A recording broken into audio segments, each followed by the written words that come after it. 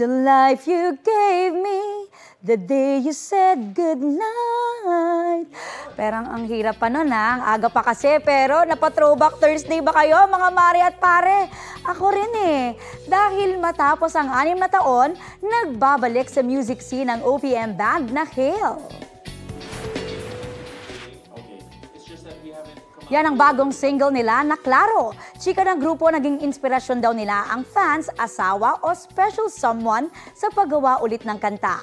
Malaki rin ang kanilang pasasalamat dahil ngayong 2024 ang kanilang 20th anniversary.